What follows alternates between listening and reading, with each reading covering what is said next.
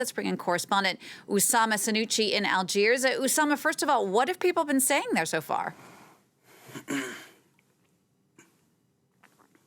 Yes, good afternoon indeed. This move from Emmanuel Macron was found here in the Algerian scene as a political move by lots of social media activists and human rights activists on social media platforms who described it as, or described the crime as a very heinous crime against humanity. And they could see that this is only a political move by Emmanuel Macron to ease the tension between the two nations, and exactly like what he did with the story of French professor and activist Maurice Audin. And a lot of people said that this move came very late because the parents, the wife, one child and the siblings of Ali Boumendjel died before knowing the truth, even though a former chief of the Secret Service, of the French Secret Service in Algeria, Paul Ossars, confessed in the 2000 that he gave orders to capture and kill Ali Boumendjel, and then he was, or his body was thrown from the sixth floor of an apartment building to make it look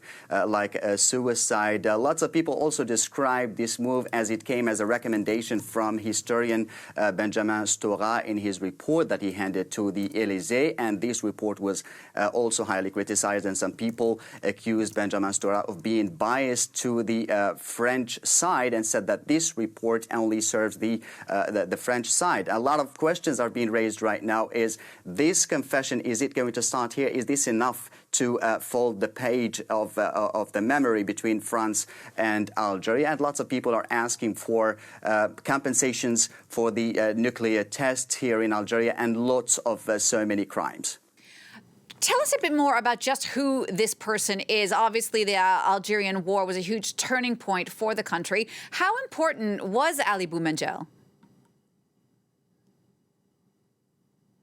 Ali Boumendjel was very important, as like so many other Algerian activists. He was killed in 1957, but before that he was an attorney and a human rights activist, a political activist. He followed in the footsteps of his brother Ahmed Boumendjel, who was also a lawyer and a human rights and political activist. Ali Boumendjel was also a member of a very known political party here that was formed in 1946 by one of the Algerian leaders, Farhat Abbas. He was also a journalist for the newspaper L'Égalité, and his works were always for or other human rights activists. He dedicated his life for the Algerian cause. He was against the French colony, and most of his work was dedicated for the freedom of human rights activists and political activists that were